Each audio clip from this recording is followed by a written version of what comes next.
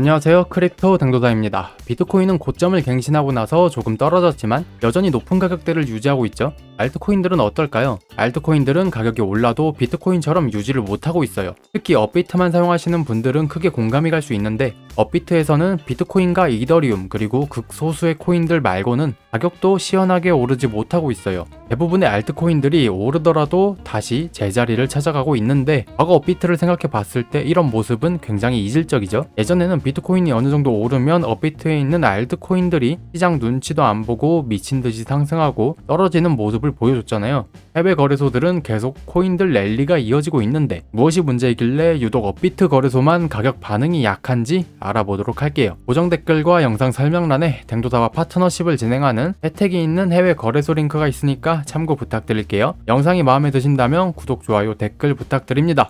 본론으로 들어갈게요.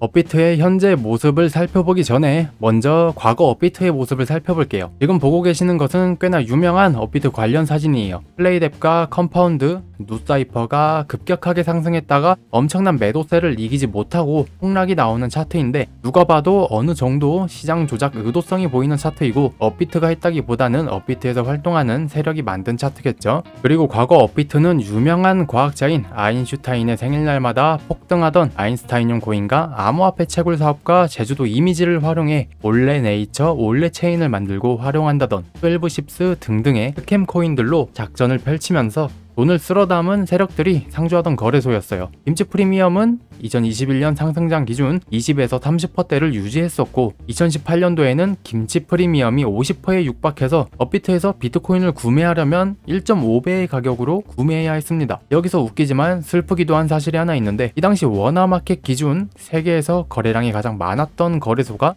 오늘 영상 주제인 업비트였습니다. 과거의 업비트 설명은 그만하고 현재 업비트로 넘어가 볼게요. 현재 업비트는 선물 거래소와 현물 거래소를 운영하는 해외 거래소들보다 현물 마켓 거래량이 덜 나오고 있는 거래소예요. 물론 한 번씩 엄청나게 거래량이 많이 터지긴 해요. 예를 들면 작년 초에 앱토스 코인이 한 달 만에 5배 정도 오른 적이 있어요. 이게 순수 대한민국 거래소에서 올렸다고 봐도 무방할 만큼 업비트에서 엄청난 거래량이 터지면서 올라갔는데, 최근엔 이런 모습을 보여주지 못하고 있죠. 그리고 업비트에 있던 근거 없이 상장한 수많은 스캠 코인들이 상장 폐지를 당하면서 세력들이 작업을 치기 어려운 환경으로 바뀌고 있다는 점도 어느 정도 영향을 주고 있고, 다른 거래소들보다 신규 코인을 상장시키는데 굉장히 보수적인 입장을 취하고 있어서 새로운 자본 유입을 기대하기도 힘든 상황이에요. 정부의 암호화폐와 암호화폐 거래소에 대한 규제도 업비트가 타 거래소들보다 조용한 것에 한몫하고 있죠. 근데 이게 마냥 나쁘다고 결론 내리기는 힘들어요. 과거보다 건강한 거래소가 되고 있고, 암호화폐에 투자하는 사람들에게 투기보다 투자의 기회를 주고 있다고도 볼 수 있어요. 대한민국은 배달의 민족이 아니라 투기의 민족이라는 말이 있을 만큼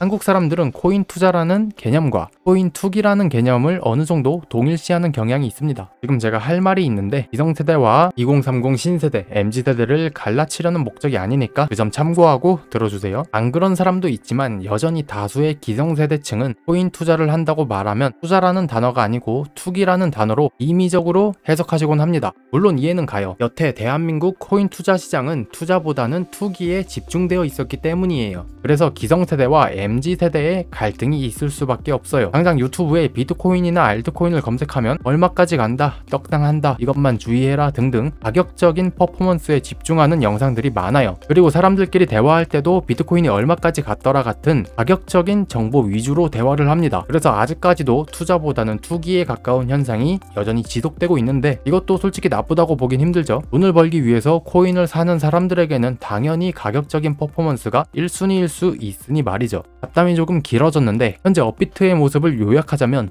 투기보다는 투자에 가까운 환경을 조성하기 위해서 정부의 규제, 제도권 안으로 편입하고 있는 중이고, 한 번씩 특정 코인의 급등은 있을 수 있지만 다수의 코인의 급등은 정말 대세 상승장이 와서 투기의 붐이 일어나지 않는 한 힘들 수 있다고 요약할 수 있을 것 같아요. 대한민국에서 영어를 잘하는 사람도 많지만 대한민국이 사용하는 한국어는 특정 국가, 한 개의 국가에서만 사용하는 언어예요. 그러다 보니 영어가 부담스러워서 한국 투자자분들은 업비트나 빗썸 같은 국내 거래소 위주로 사용을 하고 정부도 해외 거래소의 한국어 서비스를 불법으로 간주하고 있어서 더욱 이런 상황이 고착화되고 있어요. 한국 거래소만 사용하는 것을 잘못된 투자 방식이라고 말할 수 없지만 개인적으로 조금 아쉽다고 생각하고 있어요. 업비트는 우선 듬직하고 안전해 보이고 사고가 나도 뭔가 보상받을 수 있을 것 같은 이미지이고 한국어를 지원하니까 사용하시는 분들이 많은 거래소지만 솔직히 다양한 코인이 있는 거래소는 아니에요. 매우 한정된 코인들만 있고 다양한 메타의 다양한 코인을 접하기 힘들어요. 또한 트렌드에 민감한 암호화폐 시장에서 신규 코인들이 적고 기성 코인들 위주로 상장되어 있다는 점도 아쉬운 편이에요.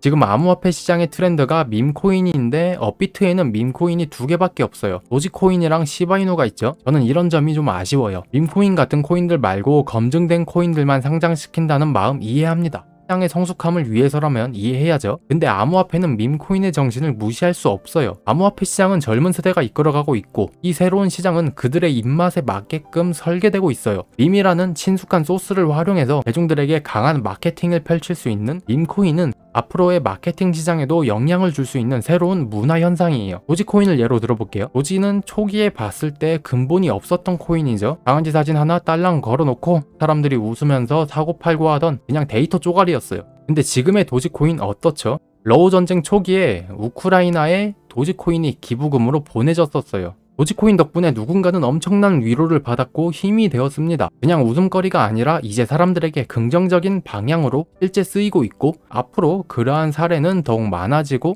친숙한 이미지로 대중화에 성공할 수 있는 엄청난 잠재력을 가진 코인이 되었어요. 밈코인이라는 것을 마냥 뚝이고 안 좋아 보이고 안정성이 없다는 이유만으로 상장을 안 시킨다는 것은 우리에게 잠재력을 가진 코인을 살 수 없게 하는 것과 다를 바 없다고 봅니다. 물론 아무 잡코인, 아무 밈코인을 상장시키면 안 되죠. 시장의 기대와 거래소 자신들의 소신을 적당한 선에서 조율하는 게 필요하다고 생각해요. 지금은 그렇지 못한 상황이니까 저는 포트폴리오의 다양성을 위해서 해외 거래소를 같이 사용하고 있어요. 조금 더 솔직히 말하자면 해외 거래소의 비중이 더 큽니다. 저 개인적인 생각으로는 비트코인과 이더리움 같은 대형 코인들만 구매할 거라면 국내 거래소만 사용해도 무방하다고 보고 있고 포트폴리오의 다양성을 꾀하려면 해외 거래소를 같이 사용하는 것이 어쩌면 좋은 선택지가 될 수 있다고 봅니다.